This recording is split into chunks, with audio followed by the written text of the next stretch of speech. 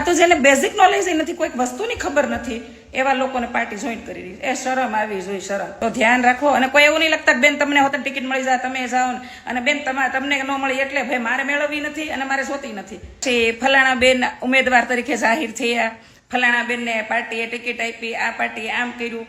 પાછા એ બધી ન્યૂઝની અંદર આગળ ફોલોવર્સ લખ્યું છે. સારા સારા નેતાઓ છે, ભલે ક્યાંક ભૂલ તો બધાથી થાય, માણસ હોય. ગોપાલ ઇટાલિયા છે, અમુકને તો મળે છે ને એને પોતાની પાર્ટીનું નામ નથી ખબર. વિચાર તો કરો.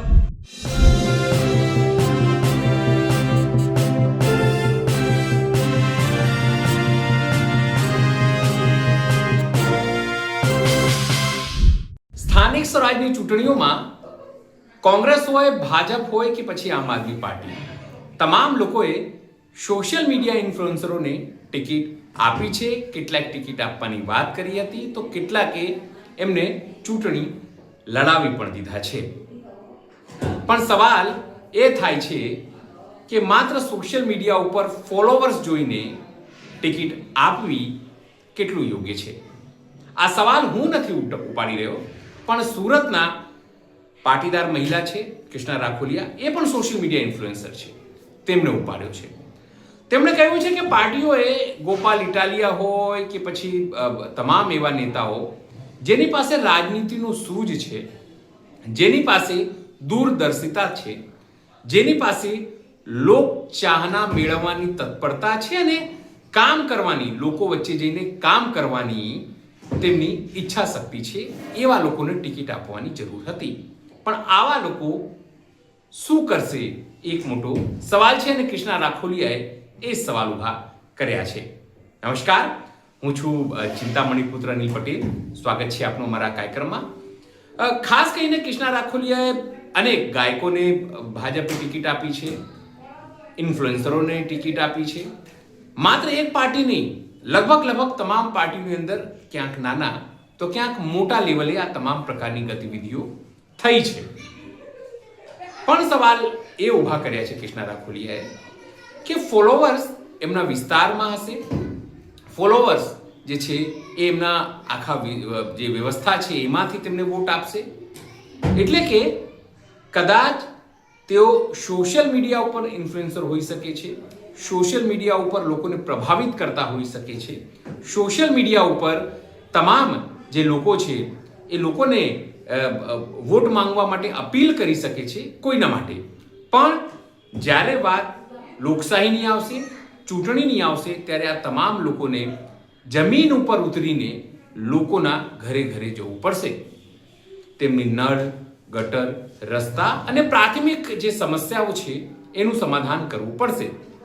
ભૂતકાળમાં તમે જુઓ તો પરેશ રાવલ અનેક એવા એક્ટર છે, એટલે કે અભિનેતાઓ છે અથવા તો આગેવાનો છે, ફિલ્મ ઇન્ડસ્ટ્રી સાથે જોડાયેલા હોય, ઇન્ફ્લુએન્સર જે છે એવા જે જોડાયેલા હોય, સોશિયલ મીડિયા ઇન્ફ્લુએન્સરો એવા લોકો સાથે જોડાયેલા હોય, એ તમામ લોકોને પક્ષોએ ટિકિટ આપી.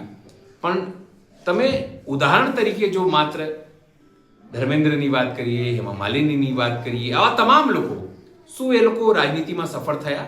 અમિતાભ બચ્ચન પણ ચૂંટણી લડી ચૂક્યા, પણ શું એ રાજનીતિમાં સફળ થયા? છતાં એક ચામ, છતાં એક એવી બાબતો જેનાથી લોકો આકર્ષી શકાય તેને ધ્યાનમાં રાખીને, ગ્લેમરને ધ્યાનમાં રાખીને તમામ પાર્ટીઓએ ટિકિટ આપી છે. ત્યારે કૃષ્ણા રાખોલિયાએ આ મુદ્દે પોતાની નારાજગી વ્યક્ત કરી છે. આવો સાંભળીએ કૃષ્ણા રાખોલિયા શું કહી રહ્યા છે. જય માતાજી. અત્યારનું રાજકારણ મારી સમજ અને મગજની બહારની વસ્તુ છે, પણ વિચાર એવો કે આજે એક વાત કરવી છે એની ઉપર. દેશનું દુર્ભાગ્ય તો જુઓ કે કેવા ન્યૂઝ આપણે હવાના જોઈ રહ્યા છીએ કે ફલાણા બેનને આટલા ફોલોવર છે તો એમને તાલુકા પંચાયતની ટિકિટ મળી, પછી ફલાણા બેન ઉમેદવાર તરીકે જાહેર થયા, ફલાણા બેનને પાર્ટીએ ટિકિટ આપી, આ પાર્ટીએ આમ કર્યું. પાછા એ બધી ન્યૂઝની અંદર આગળ ફોલોવર્સ લખ્યું છે, આટલા ફોલોવર્સ ધરાવે છે, એટલા ફોલોવર્સ ધરાવે છે. દુર્ભાગ્ય દેશનું એ છે જેને શસ્ત્ર, શાસ્ત્ર કે નથી બંધારણનું કોઈ નોલેજ, એવા લોકોને ટિકિટ મળી રહી છે. આ દેશની સેવા કરશે? દેશને ભણેલા ગણેલા યુવા નેતાની જરૂર છે. રાઘવ ચડ્ડા છે, સારા સારા નેતાઓ છે, ભલે ક્યાંક ભૂલ તો બધાથી થાય, માણસ હોય. ગોપાલ ઇટાલિયા છે, કથિરિયા, આ ઘણા બધા છે કે જે કંઈક ભણેલા ગણેલા છે, 2-5 પૈસાની ખબર પડે છે, કંઈક બંધારણનું જ્ઞાન છે, કંઈક બોલવાની તમીઝ છે. આ તો જેને બેઝિક નોલેજ નથી, કોઈક વસ્તુની ખબર નથી, એવા લોકોને પાર્ટી જોઈન્ટ કરી રહી છે. એ શરમ આવી જોઈએ, શરમ. દેશનું દુર્ભાગ્ય જ આ છે કે માણસને રૂપથી અને ફોલોવરથી આજકાલ બધું આસાનીથી મળવા માંડ્યું છે. શરમ કરો જરીક, શરમ. દેશની બાગડોર કોને આપી ખબર હોવી જોઈએ. ભૂતકાળ જોઈ લ્યો. આંધળાઓને રાજી આપ્યું ને કે કુરુક્ષેત્રના રણ મેદાનના હોતે મોટા અખાડા ઉભા થઈ ગયા, ખબર છે ને? તો ધ્યાન રાખો. અને કોઈ એવું નહીં લગતા કે બેન તમને હોતે ટિકિટ મળી જાય, તમે જાઓ ને, અને બેન તમને ન મળી એટલે ભાઈ મારે મેળવવી નથી અને મારે જોતી નથી.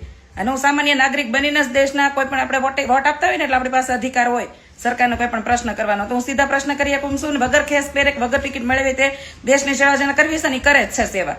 બરાબર.